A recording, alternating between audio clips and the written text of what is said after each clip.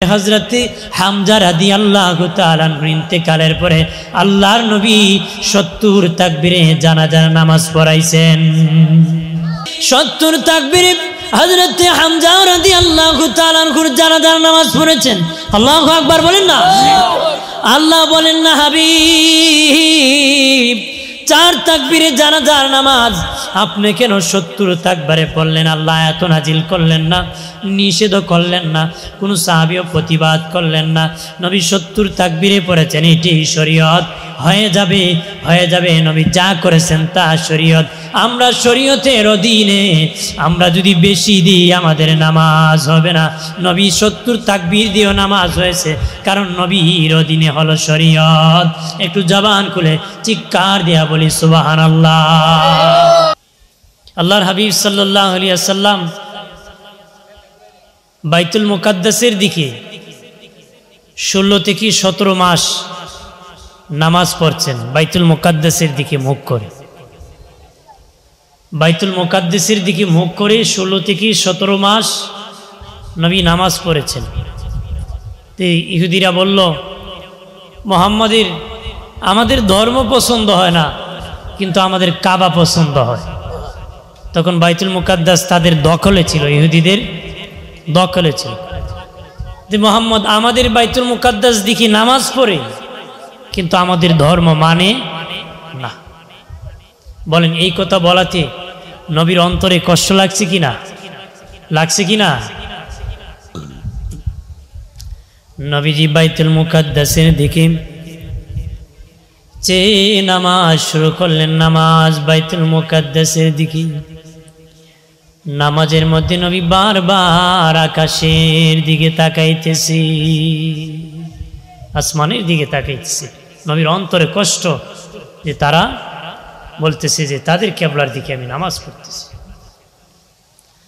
আল্লাহ বলেন, হাবিব আপনি বারবার তাকাইতেছেন, আমি বুঝতে পেরেছি আপনার মনে কষ্ট লেগেছে। তারা বলেছে আপনি বাইতুল মুকাদ্দাসের দিকে যে নামাজ পড়েন তাদের কিবলা পছন্দ হয়, তাদের ধর্ম পছন্দ হয় না। নবী আমি আল্লাহ হুকুম করতেছি, আপনাকে বলে দিতেছি, এই নামাজের ভিতরে আপনি যেই দিকে ঘুরবেন সেই দিকটা আমি কিবলা বানায় দিব। আপনি যেই দিকে ঘুরবেন সেই দিকে আমি কিবলা বানায় দিব। জোরে বলি সুবহানাল্লাহ। নবীজি আমরা বর্তমানে যেই দিকে নামাজ পড়ি আল্লাহর নবী সেই দিকে ঘুরে গেলেন। আল্লাহু আকবার বলে না। দয়াল নবীজি সেই দিকে ঘুরে গেলেন। আল্লাহ বলেন, হাবিব আমি কিবলা পরিবর্তন করেছি, আপনার ইচ্ছা, আপনার সন্তুষ্টি, আপনার মতে আপনি চেয়েছেন পরিবর্তন করতে, আপনার কষ্ট লেগেছে, এই জন্য আমি বলে দিলাম যেই দিকে খুশি সেই দিকে ঘুরলে আমি আল্লাহ কিবলা বানায় দিব। আপনি যেই দিকে ঘুরবেন সেই দিকটাই আমি কিবলা বানাই দিব। বর্তমানে যেই দিকে নামাজ পড়ি নবীজি সেই দিকে ঘুরে গেলেন। জোরে বলি সুবহানাল্লাহ। তাহলে নবীর সন্তুষ্টি আল্লাহ চায়। নবীর সন্তুষ্টি কি? আল্লাহ কয় ইয়াসিন ওয়াল কুরআনিল হাকিম। বন্ধুরে আমার, আল্লাহ নবীর নামে কসম কেটেছে, নবীর নামে কসম কেটেছে ইয়াসিন। আল্লাহ নবীর নাম, জোরে বলি সুবহানাল্লাহ। নবীর কতগুলি নাম আছে, এর মধ্যে ইয়াসিন নবীর একটা নাম। আল্লাহ কত ভালোবাসে, আমার দয়াল নবীর নামের কসম কাটে, নবীর নামে কসম কাটে। নবীকে আল্লাহ কত ভালোবাসে, জোরে বলি মারহাবা। আল্লাহ বলেন ওয়াদ-দুহা ওয়াল-লাইলি ইযা সাজা। আল্লাহ কয় নবী আপনার উজ্জ্বল চেহারার কসম, ওয়াল-লাইল। আল্লাহ কয় নবী, ও নবী আপনার কালো কালো দাড়ি মুবারকের কসম। ওয়াদ-দুহা দিনের আলোর কসম, ওয়াল-লাইল রাতের অন্ধকারের কসম। দুহা দ্বারা মুরাদ করেছে তাফসীর ওয়ালারা আল্লাহ নবীর নুরানি চেহারা মুবারকের। সুবহানাল্লাহ বলি না। আর লাইল দ্বারা অন্ধকার দ্বারা নবীর কালো কালো রাত হলো কালো, নবীর কালো কালো চুল মুবারকের মুরাদ করেছে, নবীর কালো কালো দাড়ি মুবারকের মুরাদ করেছি। নবীকে আল্লাহ কত ভালোবাসে, নবীর উজ্জ্বল চেহারার কসম কাটে আল্লাহ, নবীর কালো কালো চুল মুবারকের কসম কাটে। একটু চিল্লায় বলি আল্লাহু আকবার। নবী কসম কাটে, আল্লাহ কসম কাটে, নবীর শান মানি। জোরে বলি সুবহানাল্লাহ, আরো জোরে বলি। আমার বানের বাবাজি নারী, নবীকে ভালোবাসতে হবে বাসার মতো। নবীকে আল্লাহ নিজেই ভালোবাসেন।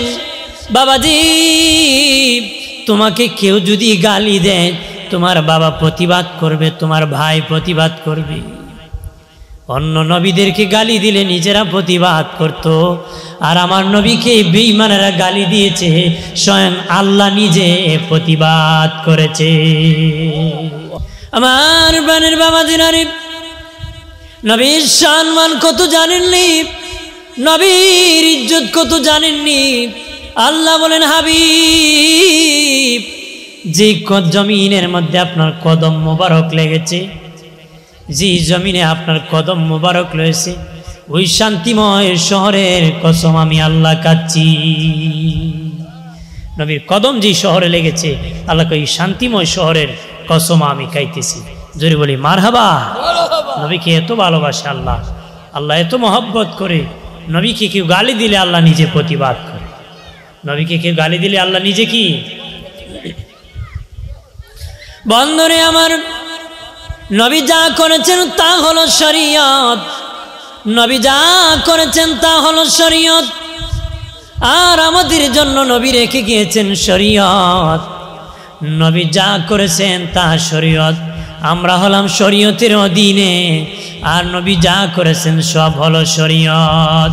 শরীয়ত নবীর অধীনে ছিল, আর আমরা হলাম শরীয়তের অধীনে। শরীয়ত নবীর অধীনে, আমরা হলাম শরীয়তের অধীনে। নবী যা করেছেন তা হলো শরীয়ত, নবী যা করেছেন তা কি শরীয়ত। নবী যা করেছেন তা শরীয়ত, নবীর অধীনে শরীয়ত, আমরা হলাম শরীয়তের অধীনে। জোরে বলি সুবহানাল্লাহ। বন্ধুরে আমার, খেয়াল করেন, জানাজার নামাজ হলো 4 তাকবীরে। 4 তাকবীরে জানাজার নামাজ পড়তে হয়। 4 তাকবীরে জানাজার নামাজ পড়তে হয়। 3 তাকবীর দিলেও জানাজার নামাজ হবে না, 5 তাকবীর দিলেও জানাজা হবে না, 4 তাকবীরই দিতে হবে। তবে বাবাজি, আমাদের ইমাম সাহেব যদি 3 তাকবীর দেয় কেউ মানবে না, 5 তাকবীর দিলে কেউ মানবে না, 4 তাকবীরই জানাজার নামাজ পড়তে হবে। তবে হযরত হামজা রাদিয়াল্লাহু তাআলা ইন্তেকালের পরে আল্লাহর নবী 70 তাকবীরে জানাজার নামাজ পড়াইছেন। কয় তাকবীরে? 70।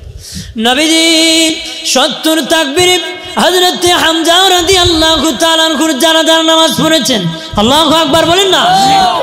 আল্লাহ বলেন না হাবিব 4 তাকবীরে জানাজার নামাজ আপনি কেন 70 তাকবীরে পড়লেন? আল্লাহ আয়াত নাজিল করলেন না, নিষেধ করলেন না, কোন সাহাবীও প্রতিবাদ করলেন না।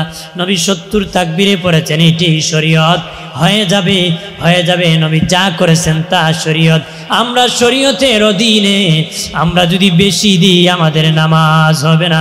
নবী 70 তাকবীর দিয়েও নামাজ হয়েছে, কারণ নবীর অধীনে হলো শরীয়ত।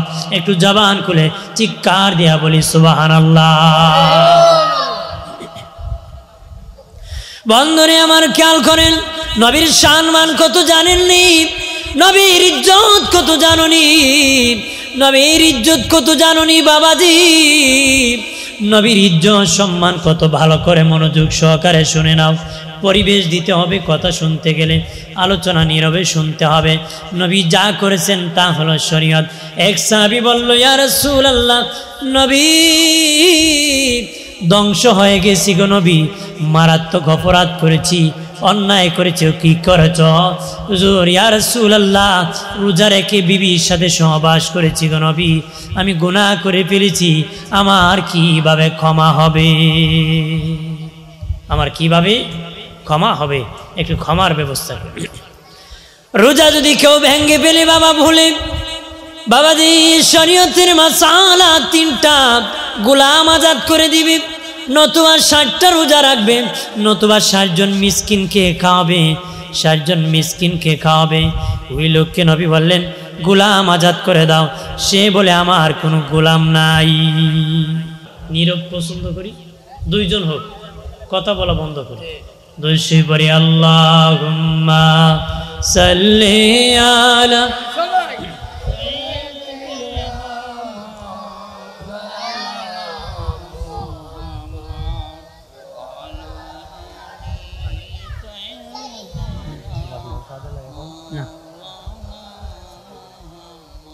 ডানে মাটি বামে মাটি, মাটি হবে বিছানা, ওপরেতে বাঁশের ছানি, হাওয়া বাতাস লাগবে না। আল্লাহুম্মা সাল্লি আলা মারহাবা।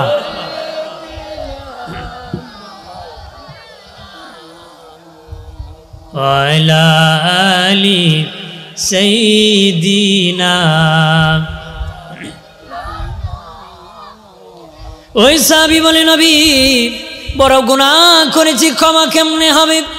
নবী বললেন গোলাম আজাদ করো। বলে গোলাম নাই, যে 60 জন মিসকিন খাওয়া দাও। হুজুর আমি গরিব, 60 জন মিসকিন খাওয়ানোর মতন সুযোগ নাই। বললেন তুমি 60টা রোজা রাখো।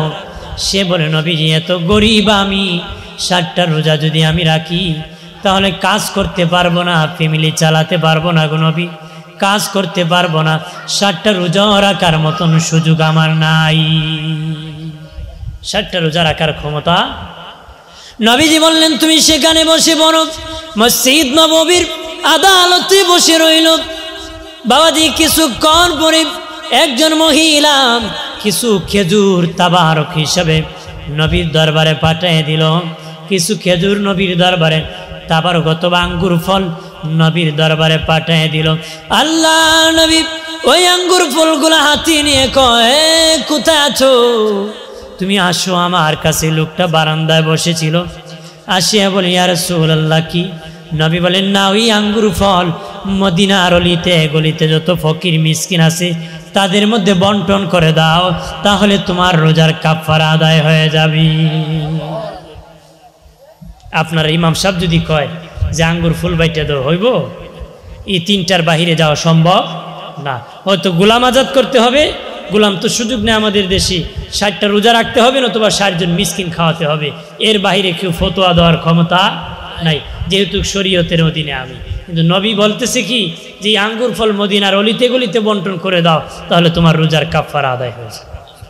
জোরে বলি সুবহানাল্লাহ, আরো আওয়াজ করে খুঁজা।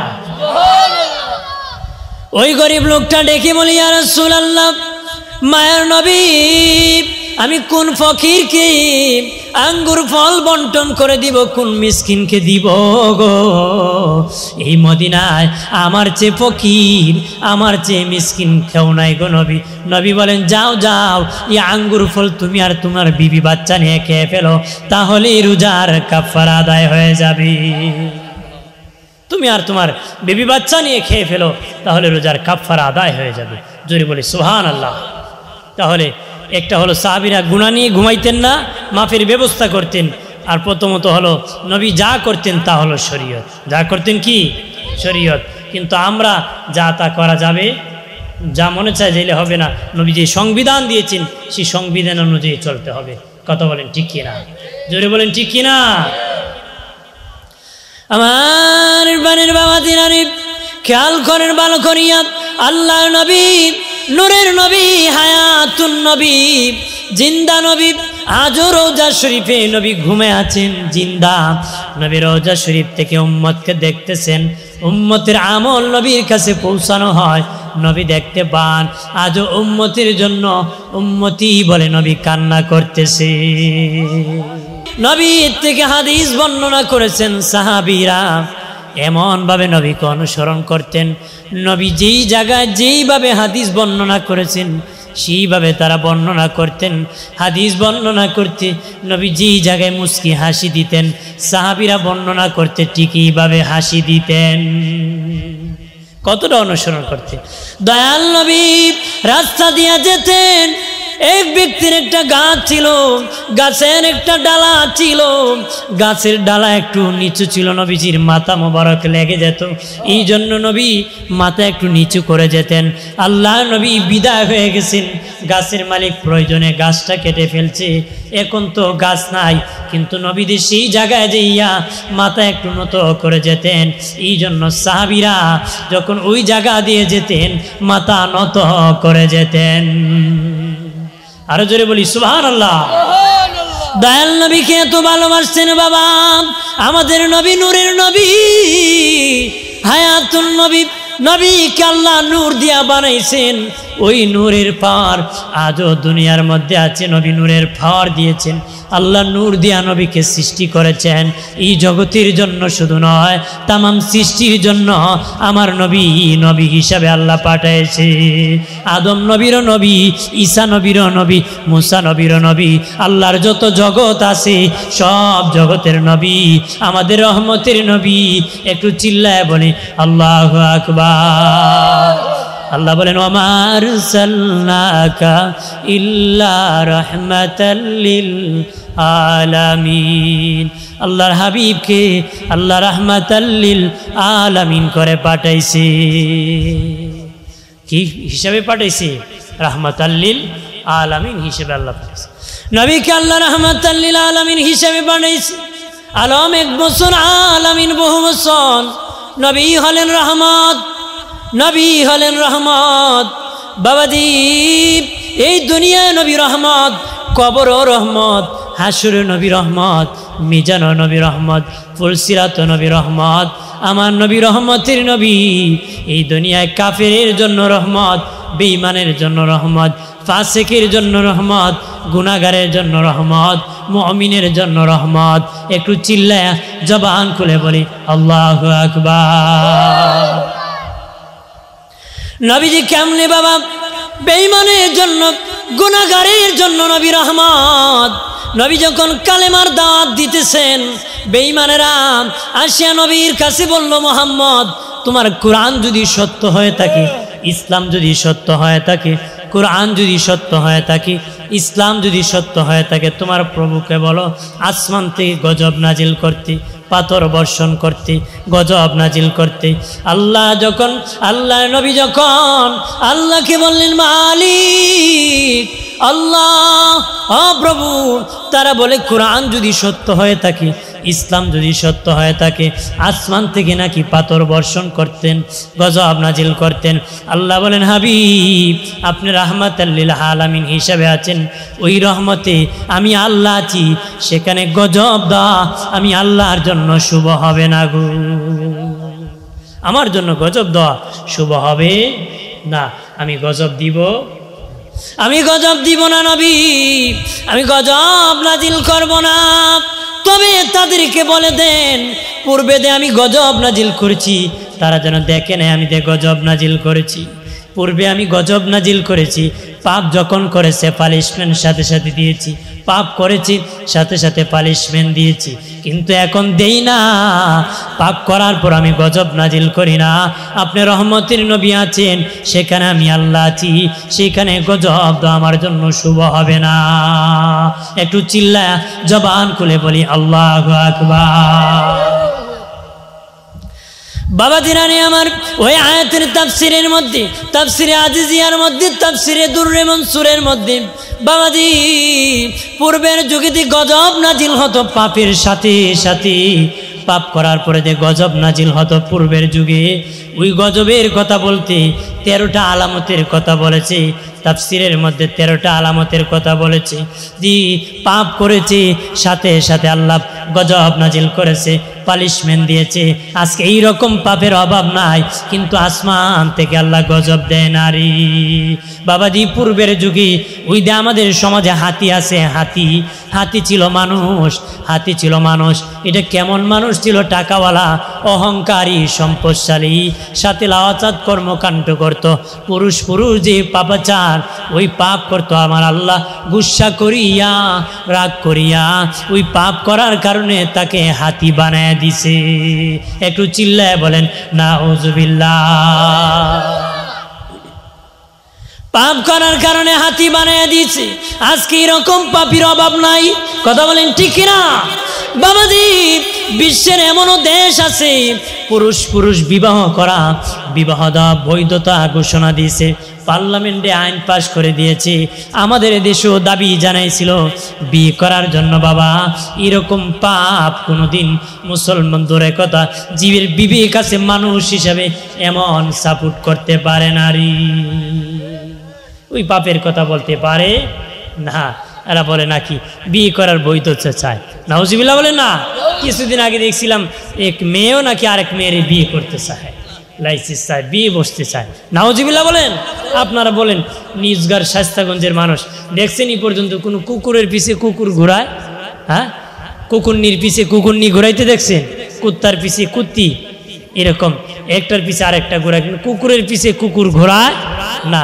এরা আবার কেমন মানুষ যে পুরুষের পিছে পুরুষ ঘোরায়? নাউজুবিল্লাহ বলেন না, আরো জোরে বলে। কিন্তু আল্লাহ গজব দেয় না। আল্লাহ আমার হাবিব রহমত হিসাবে আছে, সেই জন্য গজব দেওয়া আমার জন্য শুভ হবে না। কিন্তু পূর্বে আল্লাহ গজব দিছে। পূর্বে আল্লাহ কি? বন্ধুরে আমার খেয়াল করেন, ওই দেখেন বিচ্ছু আছে না? ওই বিচ্ছু ছিল মানুষ। এটা কেমন মানুষ ছিল? বন্ধুর মধ্যে ঝগড়া লাগাই দিত, মারামারি লাগাই দিত, বাবা সন্তানের মধ্যে, ভাইয়ের মধ্যে, বন্ধুদের মধ্যে ঝগড়া লাগাই দিত, ষড়যন্ত্র করে ঝগড়া লাগাই দিত। আজও যারা ঝগড়া লাগায় সমাজের মানুষ কয়ে যে বিচ্ছু, কয় না? জোরে কয় কিনা? ওইটাও ছিল বিচ্ছু বাবা। ওই বিচ্ছু ছিল মানুষ। ওই রকম ভাবে বন্ধুর মধ্যে যখন ঝগড়া লাগাই দিল রে, আমার আল্লাহ রাগ করিয়া গুসা করিয়া তাকে বিচ্ছু বানায় দিছে। আজকে এরকম বিচ্ছুর অভাব নাই, আল্লাহ বিচ্ছু বানায় না। আল্লাহকে আমার হাবিব রহমত হিসাবে আছে, সেখানে গজব দাও আমি আল্লাহর জন্য শুভ হবে নারী। আমি গজব দিব না, আমার রহমতের নবী আছে। সুবহানাল্লাহ বলেন। আমার বানের বাবাজিরা রে, বানরের কথা সবাই জানি। বানর ছিল মানুষ। এইগুলা সব পূর্ব যুগের নবীদের ঘটনা, নবীর যুগের ঘটনা। আমার নবী আসার পরে ওই গজব আল্লাহ বন্ধ করে দিয়েছে। পূর্বে কিন্তু আল্লাহ গজব নাজিল করেছে। গজব ওই যে বাবা বানর ছিল, বানর মানুষ ছিল। এটা দাউদ নবীর যুগে আইন হয়েছিল প্রতি সপ্তাহে মাছ ধরতে পারবা, শনিবারে মাছ ধরতে পারবা না, শনিবার দিন মাছ ধরতে পারবা না। শনিবার দিন মাছ খেলা করতো, খেলতে সাগরের কিনারে চলে আসতো, পাহাড়ে বাবাজি নদীর পারে পর্যন্ত উঠে যেত তারা খেলতে। তারা লোভ সামলাতে পারে নাই।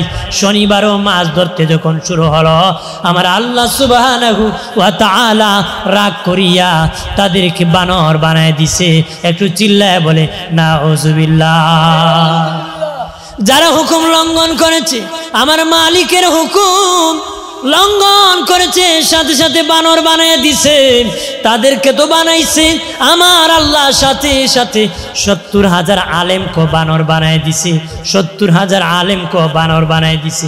আলেমরা বলে আল্লাহ ও মালিক, তারা না তোমার হুকুম লঙ্ঘন করে বানর হয়ে গেছে, আমরা তো তোমার হুকুম লঙ্ঘন করি নাই, আমাদেরকে কেন তুমি বানর বানাইলা? আল্লাহকে তোমরা শুধু হুকুম পালন করছো, হুকুম পালনের জন্য আহ্বান করো নাই। তোমরা শুধু নেক কাজ করেছো, নেক কাজের জন্য মানুষকে ডাকো নাই। এই জন্য এই অপরাধের কারণে আমি আল্লাহ তোদেরকে বানর বানাইছি। এই অপরাধের কারণে তোমরা শুধু নিজেই জান্নাতে যেতে চেয়েছো, কাউকে জান্নাতি বানাইতে চাও নাই। এই জন্য তোদেরকে আমি বানর বানাই দিছি। নাউজুবিল্লাহ বলেন না। বন্ধনে আমার মুশরিকেরা বলে ও নবী, ও মুহাম্মদ, তোমার কোরআন যদি সত্য হয়ে থাকে, ইসলাম যদি সত্য হয়ে থাকে, আসমান থেকে তুমি গজব নাজিল করো। আল্লাহকে বলো গজব নাজিলের কথা। আল্লাহ কয় হাবিব, আপনি রহমতের নবী আছেন, সেখানে আমি আল্লাহ গজব দিব না গো। একটু জবান খুলে আওয়াজ করে বলি ইয়া রাসূলুল্লাহ। আল্লাহ কয় আপনি আছেন, সেখানে আমি গজব। ওই যে মাকড়সা আছে, 13টা আলামতের কথা বলেছে তাফসীরের কিতাবে। মাকড়সা ছিল একজন মহিলা। কেমন মহিলা ছিল?